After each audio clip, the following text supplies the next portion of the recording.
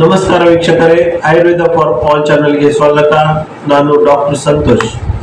ಇವತ್ತಿನ ವಿಡಿಯೋದಲ್ಲಿ ನಾವು ಮಧುಮೇಹಕ್ಕೆ ಆಯುರ್ವೇದದಲ್ಲಿ ಹೇಳಿರುವಂತಹ 2 ಗಿಡಮೂಲಿಕೆಗಳ ಬಗ್ಗೆ ತಿಳಿದುಕೊಳ್ಳುವ ಮತ್ತು ಈ ಗಿಡಮೂಲಿಕೆ ನಮ್ಮ ಮನೆಯ ಅಡಿಗೆ ಮನೆಯಲ್ಲೇ ಸಿಗುವಂತದ್ದು.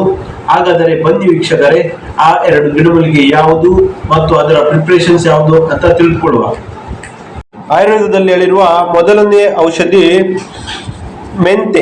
ನೋಡಿ ವೀಕ್ಷಕರೇ, ಮೆಂತೆ ಎಲ್ಲರ ಮನೆಯಲ್ಲಿಯೂ ಅಡುಗೆ ಮನೆಯಲ್ಲಿ ಇರುವಂತಹ ಸಾಮಾನ್ಯವಾಗಿ ದೊರೆಯುವಂತಹ ಇದು ಒಂದು ಅಡುಗೆ ಪದಾರ್ಥ.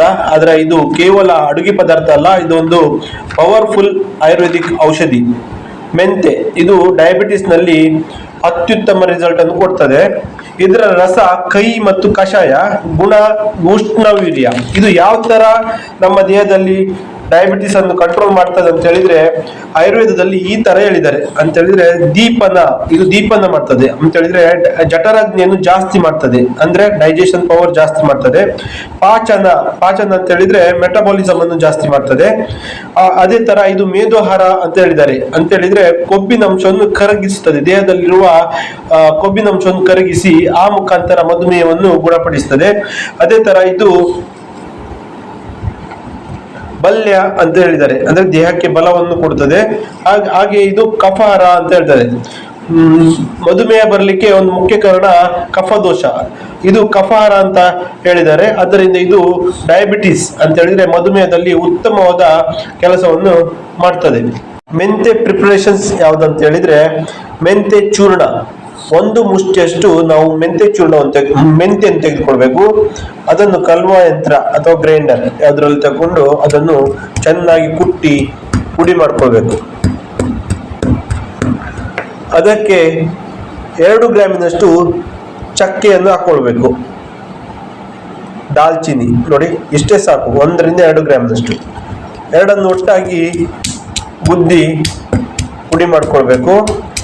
ನುಣ್ಣಗೆ ಚೂರ್ಣ ಮಾಡ್ಕೊಳ್ಬೇಕು. ನೋಡಿ ವೀಕ್ಷಕರೇ, ಈ ತರ ಫೈನ್ ಪೌಡರ್ ಮಾಡಬೇಕು. ಈ ತರ ಆಗ್ಬೇಕು ಮೆಂತೆ ಮತ್ತೆ ದಾಲ್ಚಿನ್ನಿ ಪೌಡರ್.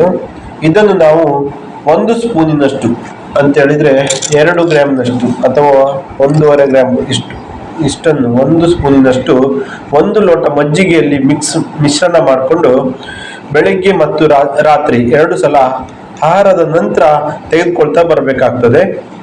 ಇದು 7 ದಿನಗಳ ಕಾಲ ತೆಗೆದುಕೊಳ್ಬೇಕಾಗ್ತದೆ. ಖಂಡಿತವಾಗಿ ಮಧುಮೇಹ ಹತೋಟಿಗೆ ಬರ್ತದೆ.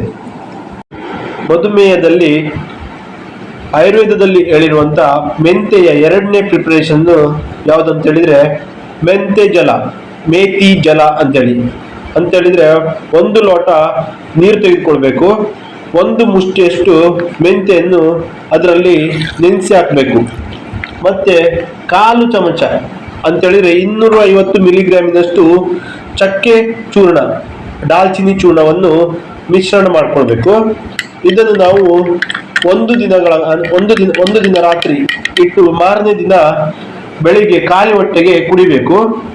ಇದು ಮೆಂತೆ ಜಲ.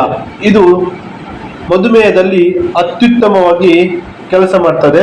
ಖಂಡಿತವಾಗಿಯೂ ಡಯಾಬಿಟಿಸ್ ಇದ್ದವರಿಗೆ ಉತ್ತಮ ರಿಸಲ್ಟ್ ಕೊಡ್ತದೆ.